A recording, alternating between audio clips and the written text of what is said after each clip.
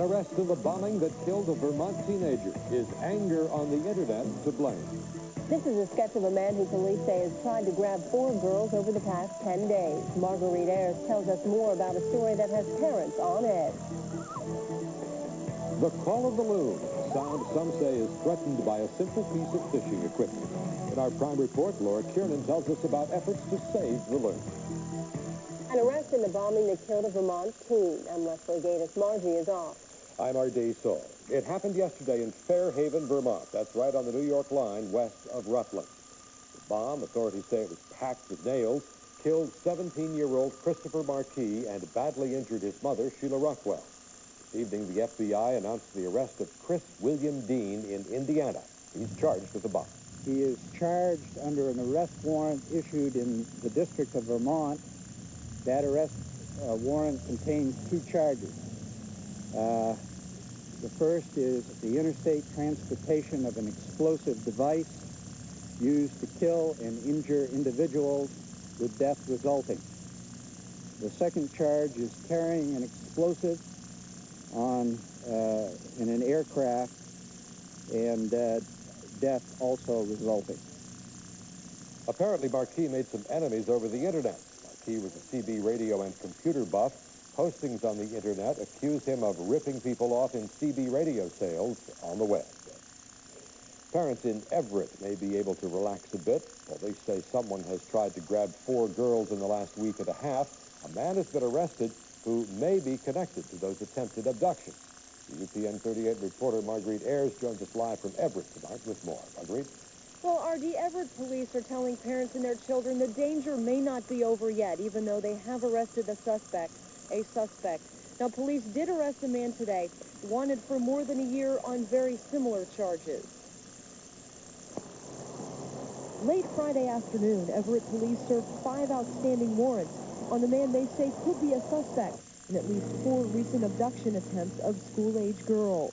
The person we have under arrest could be related to some of these offenses. His background is, his MO is similar to the type of offenses or incidents we've had.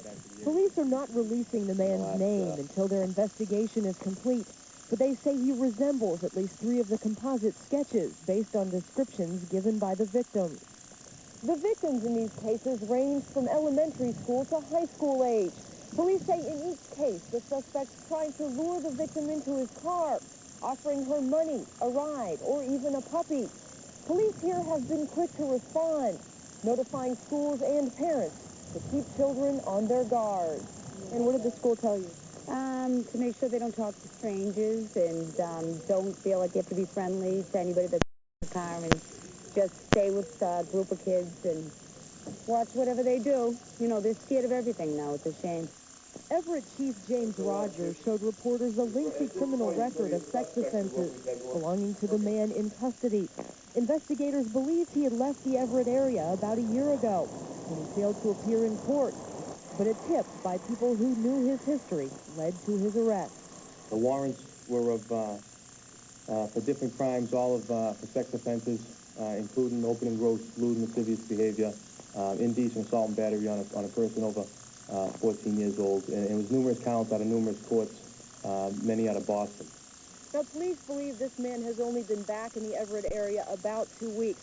They want to question him, and they also want to do a lineup with some of these victims, see if any of these young victims possibly recognize this man. Reporting from Everett, Marguerite Ayers. Leslie, back to you. All right, thank you, Marguerite. An 18-year-old senior at a Massachusetts high school is suing school officials claiming they violated his right to free speech. David Thomas is suing after his teacher accused him of sexual harassment via a class assignment. UPN 38 reporter Audrey Laganas has more on the case. Last November, 18-year-old David Thomas handed in an essay for his journalism class at Wachusett Regional High School. Instead of getting his work published in the school paper, Thomas was suspended for 3 days and kicked out of class. The problem, his teacher told school authorities that she felt the paper constituted sexual harassment. Thomas's lawyer is suing, saying school officials violated the student's right to free speech. To punish him for the content of a paper is clearly a violation of the Constitution. At issue is a passage in which Thomas cites examples of demeaning comments made by male students. Claiming to be quoting another student, Thomas writes, "If you have ever thought mean things about your English teacher, try saying something like, 'I'd let her sit on my face.' Rude, obscene, it happens every day."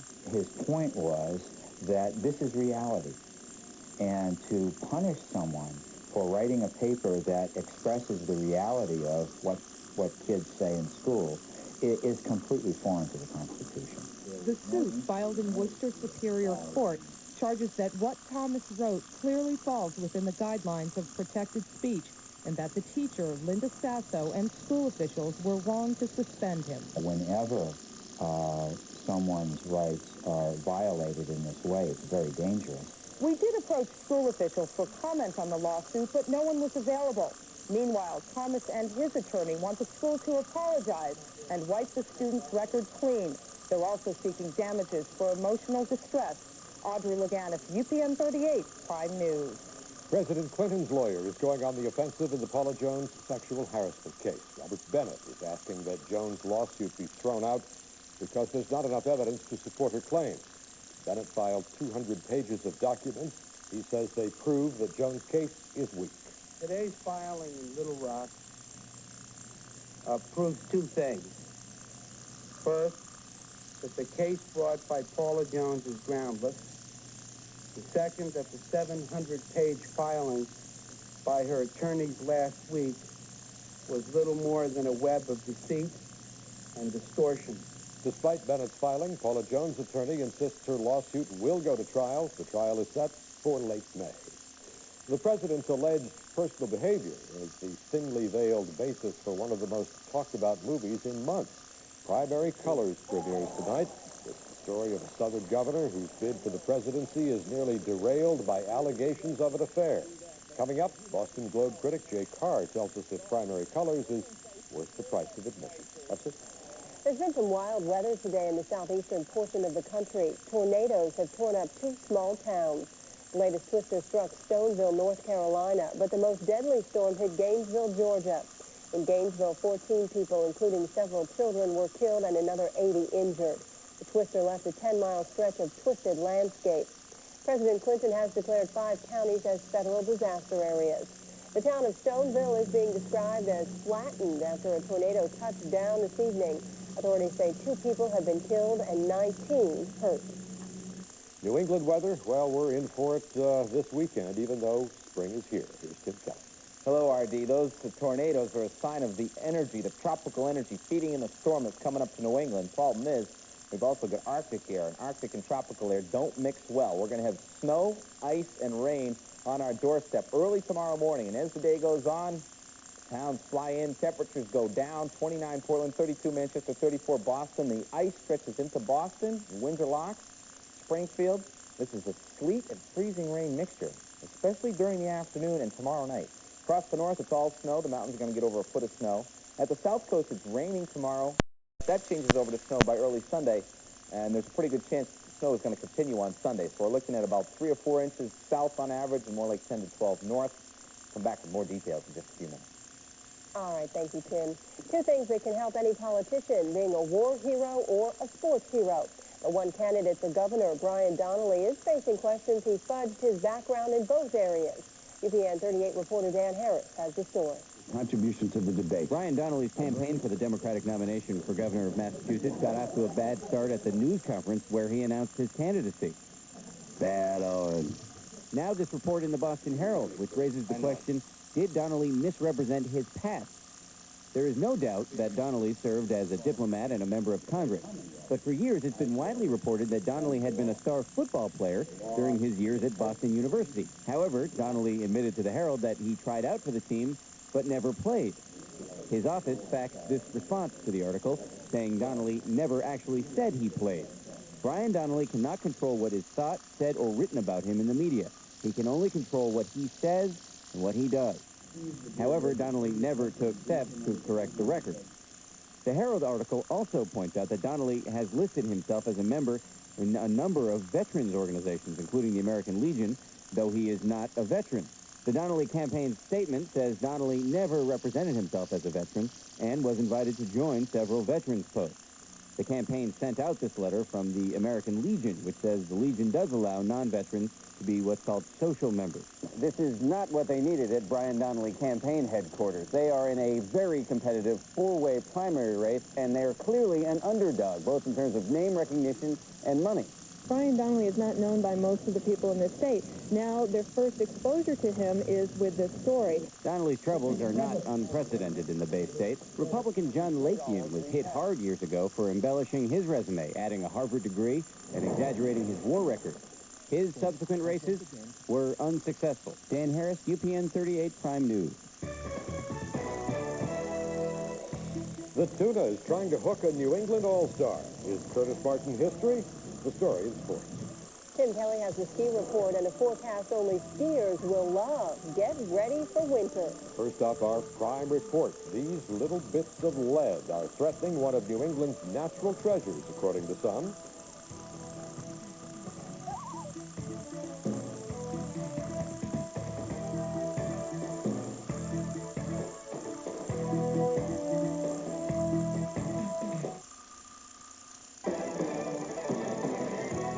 Margie Reedy, R.D. Sahl, Tim Kelley with weather, and Howard Green on sports. UPN 38 Prime News continues. The lonely call of the loon, the sound and the animal are threatened. The state of New Hampshire is trying to take steps to protect the bird, but it has run into opposition from sportsmen. In tonight's Prime Report, Laura Kearney takes a look at both sides of the battle to protect one of New Hampshire's prized possessions.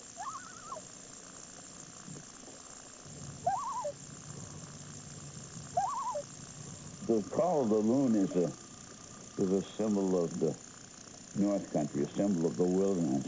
In summer, the loons are a mesmerizing sight. Herb Silly has watched them for 25 years. It's one of the most gorgeous birds that ever lived. It has the blackest black and the whitest white that you could dream of. These darkly handsome creatures have gone to the ocean for the winter, but they have left behind an emotional controversy. Preservationists say the loons are dying from lead sinkers used by fishermen. Since 1988, we've recovered 76 loons that have died from lead poisoning. And each and every one of those loons has had either a lead sinker or a lead fishing jig in its gut. So far, the state legislature has rejected the preservationist demand for a ban on the kind of small lead sinkers that the loons swallow. Lawmakers say they want to study the issue further and look for other possible sources of dangerous lead. These used in shallow water or left in shallow water will sit on the bottom and, so a loon or any other, a fish could pick it up. Jim Waldron is an avid fisherman. His family started this live bait and tackle shop 52 years ago. It seems that we're picking on one industry, one individual, one type of individual, when there are a lot more, things that kill loons other than just sinkers. Who are they picking on? They're picking on fishermen. Fishermen use lead sinkers. The Fish and Game Department says they have no doubt that lead sinkers are killing adult loons, but they say there are hundreds of varieties of lead sinkers. There are 100 styles available here at Waldron. And the department says until the culprits are identified, a complete ban doesn't make any sense. The once endangered loon population has grown. There are now about 600 loons on New Hampshire waters. The preservationists say that's precisely why ongoing threats to their security should be eliminated. Sinkers are simply something that sinks a line, and they can be made of any number of materials, many of which alternate materials have been tested. They have been proven safe to loons. Jim Waldron says ultimately he thinks the anglers could live with reasonable guidelines. As more products become available, other than lead that are non-toxic, I'm sure fishermen will be standing in line, to buy them. But they don't want to be forced. The debate about lead sinkers now moves to the state Senate. Meanwhile, the loons are on their way back to New Hampshire waters. In Moultonboro, New Hampshire, Laura Kearney, UPN 38, Prime News. Massachusetts Congressman Joe Moakley is applauding the Clinton administration's decision to lift the ban on direct relief flights to Cuba. That decision was recommended by Secretary of State Madeleine Albright and prompted in part by the Pope's recent visit to Cuba. Moakley is among the first lawmakers to advocate some normalization of U.S.-Cuba ties. I think we can build upon it, and maybe President Castro will make some moves that would show that he's, you know, easing up on his policy. And, you know, maybe I would like to see the embargo completely disappear. That's what I would like to see. The Clinton administration is also lifting the ban on cash being sent back to the island by U.S. exiles. Tonight, the final tally is in for the auction of JFK memorabilia in New York City. The two-day sale netted about $9 million, double what had been expected. Some of the Kennedys even got in on the bidding. Collector Robert White says a member of the Kennedy family placed the winning telephone bids for 2 diaries and a photo album. It's the story of a Southern governor whose presidential campaign is dogged by allegations of womanizing. John Travolta plays the starring role, a character who looks and sounds a lot like the former governor of Arkansas, who won his presidential campaign. Boston Globe movie critic Jay Carr reviews Primary Colors. Primary Colors is much more than John Travolta doing a Bill Clinton impersonation and Emma Thompson playing Hillary. It's a smart, sad, funny, and merciful film that recognizes that the good and the bad can't be separated in a candidate who's worth sticking with because he gives people hope, even though, sexually speaking, he's a loose cannon. Remarkably, it convinces us it's conveying truths about the presidency and the current political climate that no documentary could. The game has changed over the last 25 years, and he realizes, the character of Jack Stanton, that Libby's idealism of 25 years ago just doesn't hold water now. That you have to kind of fight fire with fire. Don't even remember your state there. Thompson's exasperated but enduring wife, an extraordinary mix of fierce loyalty, anger, and denial, hangs on because she thinks there's greatness in him. Stanton's great power is this capacity for giving attention in a very particular way, which is the charismatic power. The charismatic power means that if they're talking to you, you are the only person who exists. For all its savvy, Primary Colors may be a step or two behind the American public, which already has figured out most of the issues the film raises. It's a big pop entertainment that cuts deeper than most and will probably generate more sympathy than antipathy for the embattled, hands-on president who inspired it. Jay Carr, UPN 38 Prime News. Meteorologist Tim Kelley, welcome to springtime. Well, there's a winter storm on the way for the first weekend. Here are some totals by Sunday. It's going to be mostly rain on Cape Cod, southern Rhode Island. Move up Route 3 to Boston. You're going to get into sleet, rain, and snow. Well, actually, it's going to be in this order. Rain early tomorrow morning, sleet mid-afternoon, snow late tomorrow night. Depending on how much sleet or snow, we'll go for somewhere between 1 and 3 inches. Then you get into North Shore, Massachusetts, 3 to 6 inches. You're getting less sleet and more snow. You move up through Concord in the Lakes region, we're looking at 6 to 10 inches of snow, even higher amounts in the southern White Mountains. Then in the Green Mountains, where the snow is going to continue pretty heavily through tomorrow night, and into Sunday, we're looking at 12 to 14 inches. Berkshire's 9 inches. And the problem could be a layer of freezing rain somewhere between Boston, Providence, Springfield, Fitchburg. And here, there's going to be rain falling at a time with temperatures below freezing. Here's the freezing air. It's in Portland. The wind's coming down the coast like this. Mount Washington's cooling off at 21. It's 29 at Burlington. This is the radar. Everything's all loaded up and ready to go here. We've got tornadoes breaking out tonight in North Carolina. This low is going to track south of Cape Cod. That means that cold air is going to stay here, and it's not too far away right now, the rain and snow. Here's the big picture, sort of between storms today. Cold high pressure is draining down into northern New England. A new storm is forming, and this is where it's going to be tomorrow. Strong northeast winds gusting over 40 on Cape Cod, and it's going to continue. This low is going to stall over Cape Cod tomorrow night, and it looks like it could continue to snow into Sunday. Here's the 5-day forecast. It is wintry all weekend long. Best travel early Saturday, late Sunday. And then Monday, Tuesday, and Wednesday, clouds are lingering. It's chilly, it's breezy, but snow is melting. The good news about spring snow, it disappears real fast. The sun has a little more oomph this time of year. Thank you, Tim. Good thing, and now we turn quite literally over to Howard Green. This is not what Bob Kraft wanted to hear on this, the first day of spring. The Tuna is trying to snag his most talented running back. Bill Parcells has his hook in Curtis Martin. Will he be wearing green next year? And will the Cinderella Merrimack Warriors keep their title hopes and their coach for one more night? Find out. Sports is next.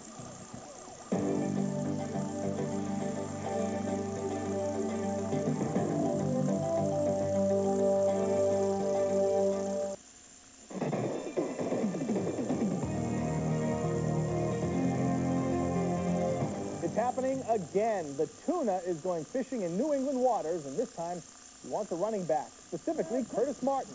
The Jets today signing the Patriots running back to an offer sheet, 6 years, $36 million. The Patriots can match it.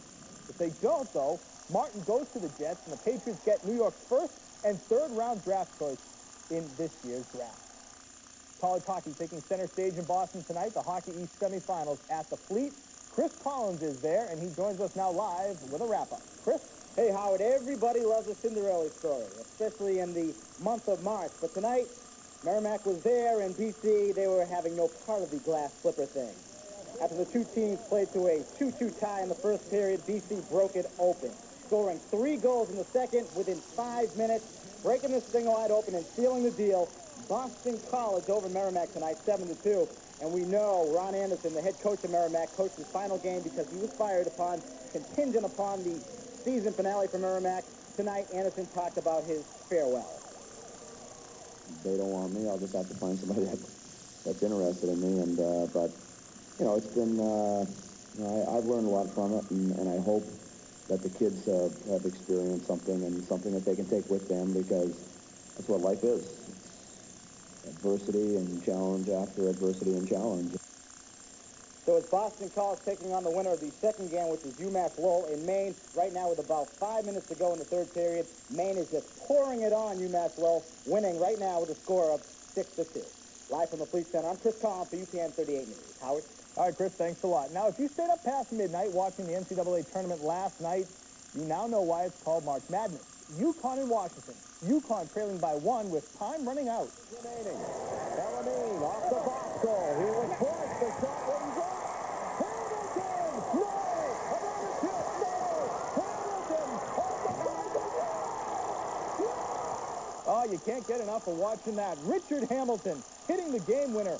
UConn next faces North Carolina tomorrow. Here's what's going on in the NCAAs tonight. URI and Valpo, the Cinderella story, very early. Stanford beats Purdue in the Midwest. In the South, Syracuse is going home. Duke wins big. Kentucky and UCLA also early. It's mad. It's March Madness. But you have to stay up past midnight to really see the good stuff. So I'm going to call you around 1 o'clock and say, just see that? What a shot that was. It was worth staying up last night. Good stuff, isn't it? Thanks, Howard. In the spotlight tonight, a man who may not know when to hold them or when to fold them. But he sure knows how to stack them. A record-setting house of cards coming up.